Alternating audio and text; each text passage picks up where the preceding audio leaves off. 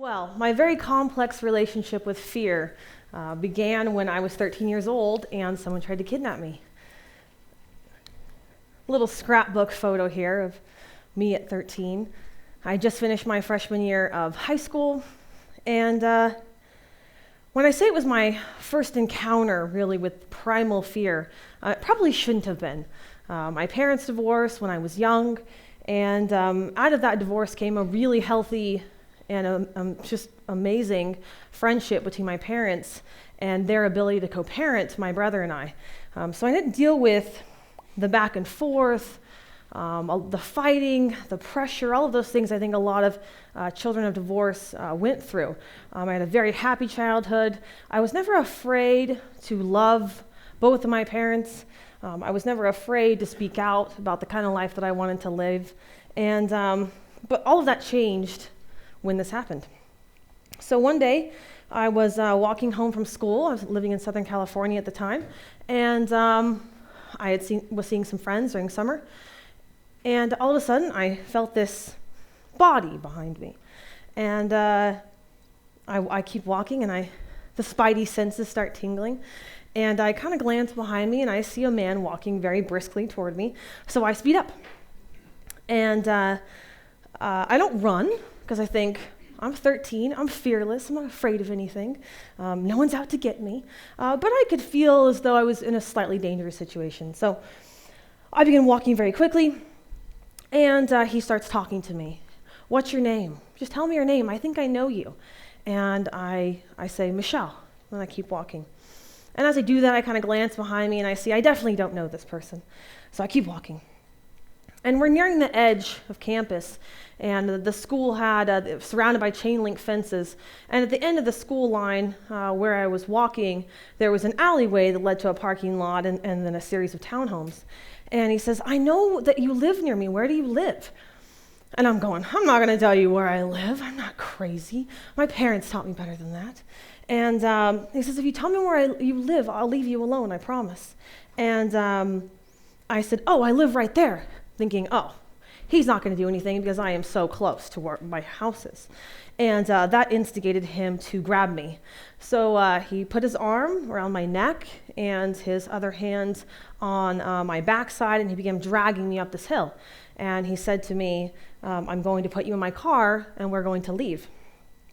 And he begins dragging me up this hill, and everything that I learned in school, that my parents had taught me, all of it kicked in.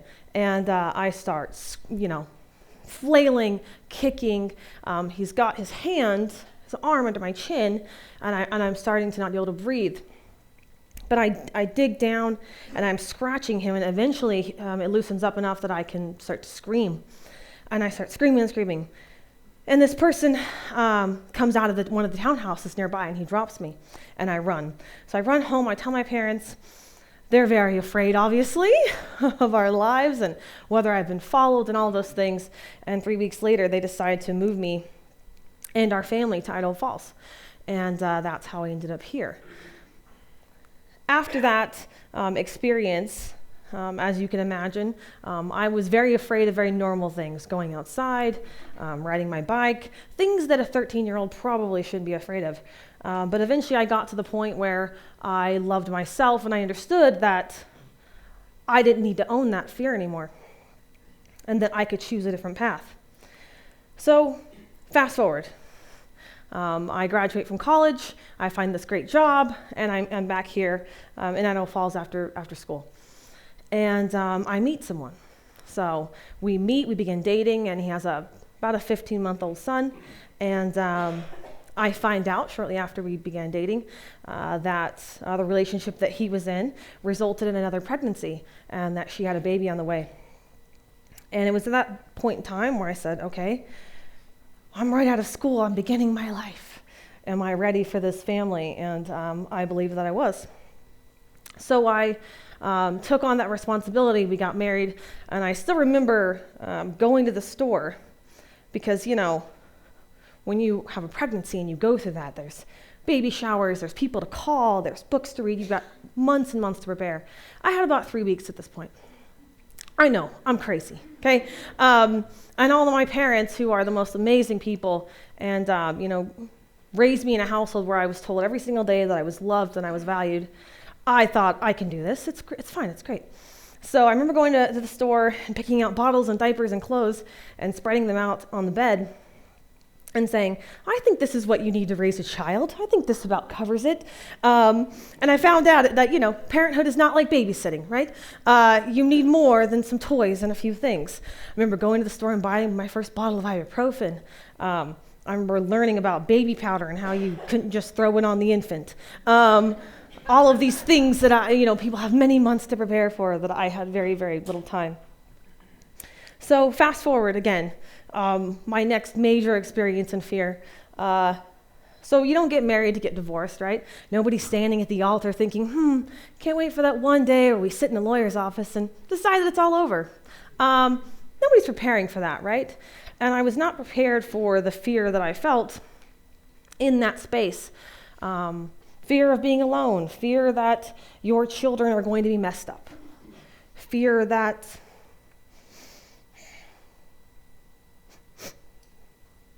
you failed. And I was not someone who had experienced a lot of failure in my life. And after the kidnapping and everything that had happened to me, I felt like I was doing pretty good. And it was my first time really saying that I had failed. And the fear that came along with that process, and anybody who's been through a situation like this knows exactly what it feels like. I said to myself, well, we have some things to figure out. And the first thing is that we have to make sure these children feel as much love as they possibly can. And now we've got 3. So we have our first child shortly before the divorce was final, and we got our heads together along with the birth mother of my 2 beautiful children, who I've raised basically all of their lives, nearly a decade now. I've been in their life. After that baby was born, I was at the hospital the day that she came. And thanks to their amazing birth mother, I've been able to be their parent since the beginning. So now we have this 3rd child, and we all sit down together and say, okay, how is this going to work? And we start a new version of the modern family. One not quite like what you see on TV, but it works very, very well. And I want to tell you why. In my life, and, thanks to these amazing people around me, we've been able to set aside the fear that comes with co-parenting. And, ever since having this divorce and having this blended family, I've talked to a lot of individuals about their experiences, and many of them are so negative and they're so filled with so much hate. And after all 3 of us, so myself, my husband, and my ex, are all in marketing. So we live in a very small town. You guys probably know exactly the people I'm talking about because we all do lots of things in very similar realms. And I worked at a college once, and I had a student, after she left, she moved to Nebraska. She sent me this Facebook message that said, Michelle, I'm really struggling here, and I know you don't know me very well, but I can kind of get a glimpse into your life. And I've got to ask you, I'm divorced, I've been remarried, I have this little girl, and my husband is her stepfather and has really become her father. And my ex wants to talk to her. He wants to Skype with her, we're thousands of miles apart. He wants to Skype with her, and he wants to talk to her on the phone, and I don't want him to. And I'm really struggling with this because I'm a woman of faith. I don't think it's the right thing, but I just cannot move past this. And I start talking to her. I've never actually talked to her on the phone, all over Facebook. And we start talking about this, and she says, how do you let them leave? How do you let your kids go and be with their father and now stepmother? How do you let them go with their birth mother and not be afraid that they are going to want to leave you, that be afraid that they are going to want something that they have? Aren't you afraid that they're all Disneyland parents and, you're the harsh one. You're the one with the rules and the boundaries that this child needs. Aren't you afraid of all these things? And I said, no. I don't live life like that. I don't understand that. They say that it takes a village to raise a child. I got a giant village, right? But I find myself 29 years old here with 3 kids, and the math starts becoming really overwhelming. It feels like the odds are against us, but I'm a person who takes responsibility for my actions and my choices, and said, well, I'm going to choose to love myself, and I'm going to choose to love these kids, and if we can all be on the same page, and we can treat each other respectfully in front of the kids, outside of that family dynamic, we can make this work. This actually isn't that complicated. And I say that phrase wholeheartedly. This is not that hard for me. And it's not that hard for the other parents involved, because we look at this and we prioritize our children in all situations. In preparation for this, I interviewed a few family law attorneys and said, obviously our situation's very unique. Tell me, what do you experience when you're dealing with divorce? And every single attorney I talked to said the same thing to me. Here's what happens.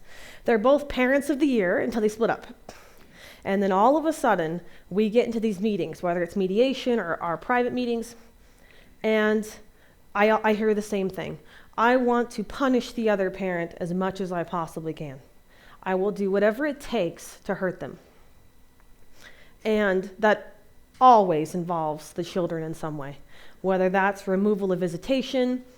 I dealt with a neighbor, interesting story, who came over to our house, don't know her very well, who said, hey, I just want to let you know that we're getting divorced.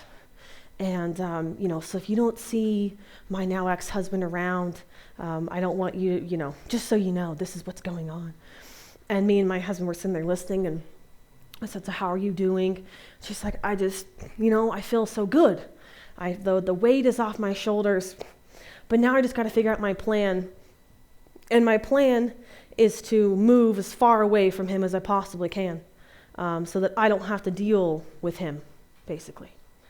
And me being a hardcore, is the only word to use, proponent of father's rights and both parents' equal time and share and involvement in parenting, I say to her, really, how's that going to work with your 2 boys? How do you feel about that? Well, they don't need him. They have me. We're good. I'll remarry one day, and we're going to be just fine. And my husband sat very quietly, didn't say anything. And I said, really? That's the plan? Your boys are going to be fine? Yeah, you know what? They just need a different environment, and I'm going to take them as far away as possible. And we said, that's really a terrible idea in our opinion. Do you realize that the fear that you have, because now you are alone, you have a single income in this house, it's a big deal, you are afraid. Well, he's just going to be the Disneyland dad. He's just going to give them everything they want, and I'm always going to be the bad guy. And we said, well, that's their parent. You have to respect him. And where I'm at and our family's at today is, both of us are remarried. I now have a stepson. We have a lot of grandparents involved, as you can imagine. My 2 oldest have an amazing relationship with their birth mother. She has a long-term boyfriend that they spend time with. And when these kids graduate from kindergarten, guess who's there? All 6 of us, okay? We are one family unit together supporting them. One of the best compliments that I ever received was from a teacher at parent-teacher conferences. And she said, so I gotta tell you something, it's kind of weird. I just found out you guys aren't married. I didn't get that part. And I said, why? Because we are parents of a child and are co-parenting publicly? Is this that crazy of a concept? And what I found out is that it is. It's becoming a thing of the past. It's becoming abnormal to be able to have parents all in a room. And the reality is that I wake up every day, and to love my children to the best of my ability, I have to love their father. I have to love his wife, who's an amazing woman. I have to love their birth mother, who's an amazing woman. I have to love her partner, who is a father figure to my children. And I'm perfectly okay with that. I wake up every day and I choose love over my own fear to give them the best life. Thank you.